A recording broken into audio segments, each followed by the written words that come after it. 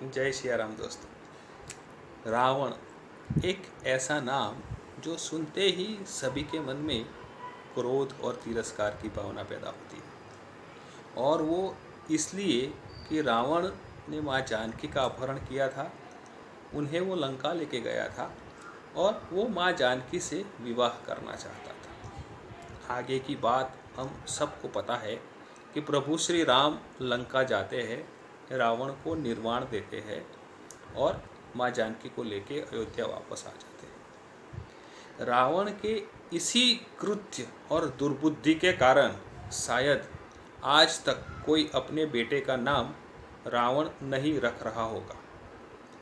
ये सिक्के की एक पहलू है। अब सिक्के की दूसरे पहलू देखें तो भगवान शिव के भक्तों में रावण का नाम सबसे ऊपर आता था। भगवान शिव की आराधना में कहे जाने वाले मंत्रों में से एक तांडव स्तोत्र की रचना रावण ने की थी।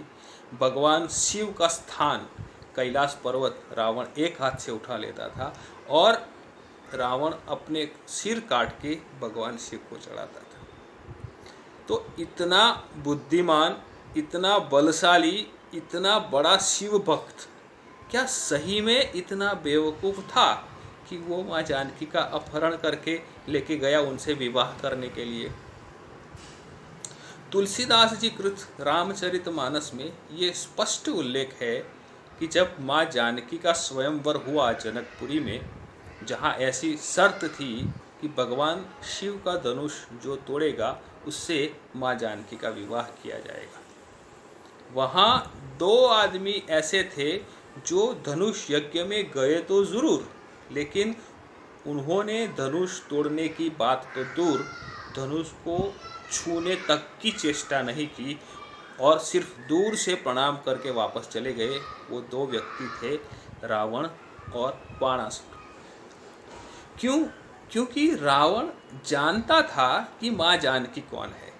उसको पता था कि माँ जानकी स्वयं लक्ष्मी का अवतार है और माँ जानकी का जिससे विवाह होगा वो कौन होगा उसका भी रावण को भली भांति पता था। तो फिर रावण ने माँ जानकी का अपहरण क्यों किया? अब और भी एक बात है कि रावण एक राक्षस माँ जानकी को बलपूर्वक अपने साथ कैसे लेके जा सकता है? ऐसी रामायण में ही ऐसी कहानी है कि जो धनुष रखा गया था माँ जानकी के स्वयंवर में, 10,000 राजा एक साथ मिलके भी जो धनुष को उठा नहीं सकते थे। जब माँ जानकी छोटी थी और उनका जो राजमहल में कभी कभी दासियाँ जो सफाई करती थी, उस वक्त वो अकेली एक छोटा बर्तन उठा के एक जगह से दूसरी जगह रख दे, इस प्रकार से धनुष को रख देती थी, क्योंकि वो स्वयं जगदम्बा थी, माँ लक्ष्मी जी का अवतार थी। लक्ष्मी जी का अवतार स्वयं जगदम्बा को कोई राक्षस बलपूर्वक अपने साथ लेके जा सकता है क्या? तो फिर रावण ने माँ जानकी का अपहरण किया, और किया तो किया कैसे? दोस्तों, अभी जो मैं आगे बात कहूँगा उसकी मेरे पास कोई शास्त्रीय प्रमाण नहीं है, ये मेरे व्यक्तिगत विचार है। जब माँ जानकी का अपहरण की बात आई, उससे पहले मैं एक बात बोल दूं कि जब खरदूषण को प्रभु श्री राम ने निर्वाण दिया और ये सूचना जब रावण के पास गई, तो रावण ने मन ही मन में सोच लिया कि खरदूषण को जो निर्वाण दे सकता है वो स्वयं भगवान विष्णु के अवतार के सिवा कोई और हो नहीं सकता। तो वो सोच लिया कि अभी भगवान विष्णु का अवतार राम जो है वो भगवान विष्णु का अवतार है। और जैसे कि रावण की कहानी हम सबको मालूम है कि रावण अभिशाप की वजह से एक राक्षस पैदा हुआ था। उसको ऐसा अभिशाप था कि अगर वो उसको 7 जन्म लेने पड़ेंगे राक्षस योनि से मुक्ति पाने के लिए, लेकिन अगर वो भगवान विष्णु से वैर करता है तो उसकी मुक्ति 3 ही जन्म में हो जाएगी। जब रावण को पता चला कि भगवान विष्णु का अवतार हो चुका है और उनके साथ माँ जानकी भी अभी वन में है, तो रावण स्वयं माँ जानकी के पास आया होगा। और ऐसे जो लोग होते हैं, मतलब इस प्रकार के जो लोग होते हैं वो बड़े गूढ़ होते हैं। वो अपनी सारी बातें सबको नहीं बताते हैं।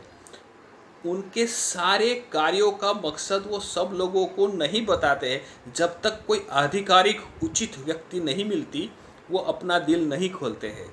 तो उस वक्त रावण माँ जानकी के पास आया होगा और माँ जानकी से विनती की होगी, उनको अपनी पूरी कहानी बताई होगी कि माँ मैं रावण हूँ और मेरी पिछली कहानी इस प्रकार से है और मैं प्रभु श्री राम से वैर करूँगा तो मेरी मुक्ति 3 जन्मों में होगी। ऐसी पूरी कहानी माँ जानकी को बताई होगी और माँ जानकी से विनती की होगी कि माँ जानकी आप मेरे साथ मेरी नगरी लंका में चलिए, तो प्रभु श्री राम आएंगे और मुझे निर्वाण देंगे।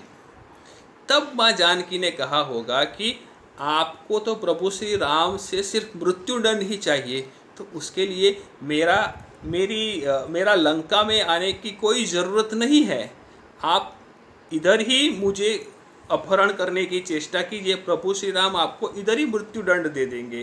क्योंकि रामायण में ही एक प्रसंग है कि भगवान इंद्र का बेटा जयंत जब माँ जानकी को चंचुपात करता है तभी प्रभु श्री राम को गुस्सा आता है और बाजू में पड़ा हुआ एक घास का तिनका वो जयंत को मारते हैं।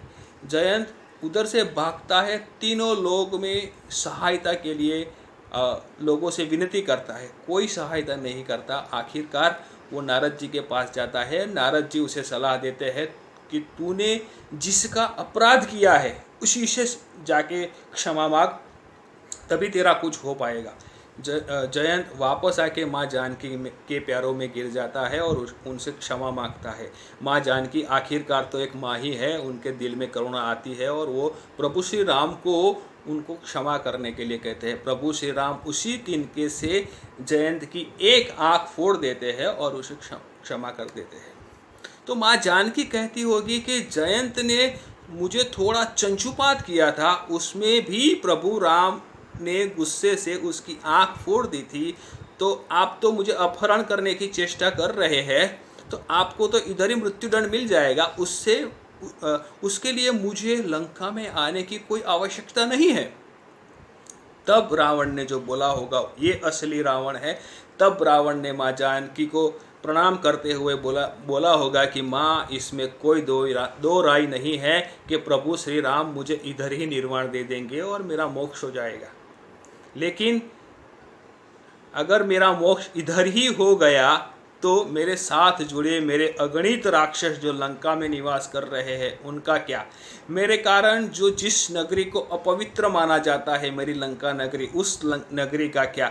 जब तक आप मेरे साथ मेरी नगरी में नहीं आएंगे, मेरे साथ जुड़े अगणित राक्षसों का निर्वाण नहीं होगा, मोक्ष नहीं होगा। मेरी अपवित्र नगरी लंका को भी कोई पवित्र नहीं मानेगा। इसीलिए मेरी विनती है कि आप मेरे साथ आइए। ऐसा बोल के रावण ने बकायदा उधर माँ जानकी की आरती की होगी और वो आरती की लौ लक्ष्मण जी द्वारा पैदा की गई, लक्ष्मण रेखा में से जो लौ पैदा हुई थी उसी लौ से रावण ने माँ जानकी की आरती की होगी और अपने साथ बकायदा प्रणाम करके लंका में लेके गया होगा। रावण ये भी जानता था कि मैं अपवित्र हूँ, मेरी नगरी अपवित्र है, मेरे राजमहल लंका के अपवित्र है, तो मैं उसमें माँ जानकी को नहीं रख सकता। तो उसीलिए उसने लंका की सबसे पवित्र जगह अशोक वन में उनको माँ जानकी को रखा और हर रोज़ वो कहानी भले ऐसे है कि वो माँ जानकी को मनाने के लिए आता था, लेकिन वो हर रोज़ माँ जानकी के दर्शन के लिए आता था और माँ जानकी से जो भी कुछ थोड़ी बहुत यातना हो रही है उसके लिए क्षमा मांगने के लिए आता था। और भी एक कहानी है कि जब प्रभु श्री राम सेतु बंद के लिए जाते हैं और रामेश्वर में भगवान शिव की पूजा करने चाहता है, तभी रावण स्वयं खुद ब खुद ब्राह्मण का वेश लेके प्रभु श्री राम के पास आता है, उनकी पूजा संपन्न करता है और खुद ही प्रभु श्री राम को आशीर्वाद देके जाता है कि विजय भव। वो ऐसा प्रभु श्री राम को बोल के जाते हैं कि प्रभु आपका मेरी अपवित्र नगरी में स्वागत है।